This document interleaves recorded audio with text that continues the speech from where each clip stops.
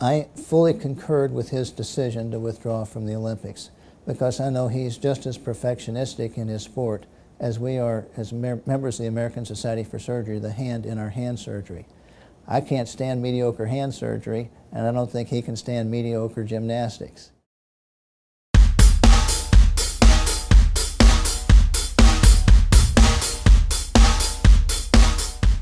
Well, Paul was at the U.S. Men's Gymnastics Championships in Houston the day he broke his hand.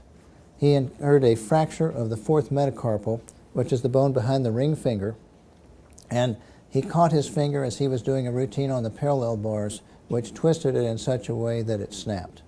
So Paul's case was special because we had a very short time frame for him to get ready for the Olympics, and we had to maximize every technique and trick in the hand surgery booklet to speed his healing. We had to push it as hard as we possibly could, and from a sports medicine standpoint, take a calculated risk that there was a slight chance that the fracture maybe wasn't healed enough, and he would do something that would totally undo and the fixation and break the bone again, which would have been a disaster. And we were able to safely avoid that by the way we managed his case post-operatively.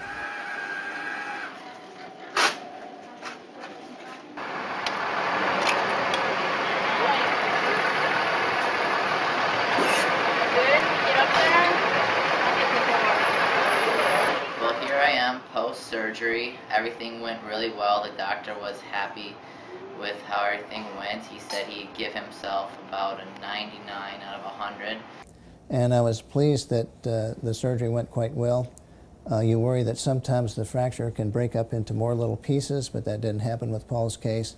And we got it back so that the x-ray really looked perfect when we got done, which got us off to a good start and made a positive outlook for his future. Well, compared to the non-athlete, there were other special things that we did in Paul's case. We added bone graft, which we normally wouldn't do for a metacarpal, to help get more strength quicker in his particular case because there were going to be excessive forces put on his hand earlier than most other people who would have a metacarpal fracture. In addition to that, and to make the bone graft heal faster, we drew blood from him and spun that down to get what's called the platelet-rich plasma. And then we mixed the platelet-rich plasma with the bone graft. On top of that, after surgery, we added ultrasound vibration to the fracture because we know that bones heal in response to stress. By putting a small vibratory stress on the bone, we're able to also speed healing. That's another technology that we would have not used in the average person. He progressed very well. The first concern was swelling. If the hand swells too much and gets big and fat, then you can't move it, and it also hurts more. So I put a very special dressing on his hand at the time of surgery that included almost a pound of cotton. But that provides a very nice, gentle, but appropriate compression about the hand so that it doesn't swell to begin with. So if you can prevent the swelling, then you don't have to fight it later. And when we took the dressing off at 2 days after surgery, he in essence had no swelling at that time. And a lot of that was due to the dressing and just being meticulous about the surgery. So I was ecstatic because by the 4th or 5th day after surgery, we were already at the 10-day time period in what we were expecting. In regards to his recovery, the aftercare, I feel, is about 50% of the quality of the result. So even though we had good fortune while we were at surgery, everything went well, we were able to get the bone fixed solidly and back in anatomic alignment, that's still at most only 50% of our result. And the make or break comes in the aftercare. And so Paul was coming into therapy frequently to make sure that, number one, we could control the swelling, number two, swelling and pain, preserve the full range of motion so that he wouldn't lose motion, and then start even very early on working on strength.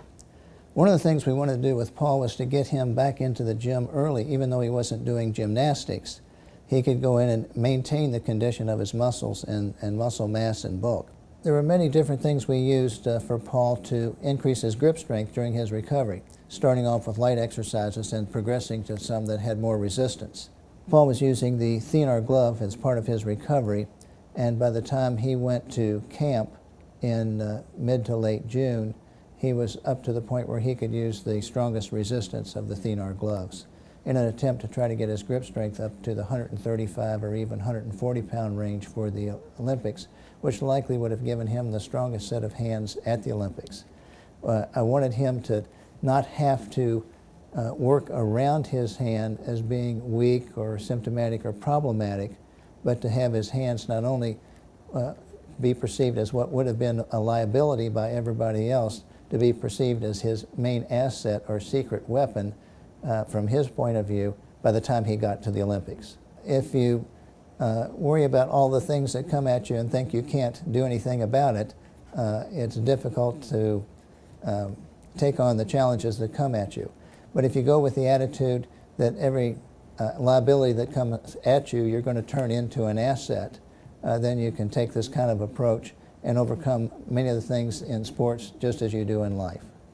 But we've planned out the time that we had in a full program and tried to stay, as I say, as far ahead of schedule as we could. And we were doing great until he injured his shoulder.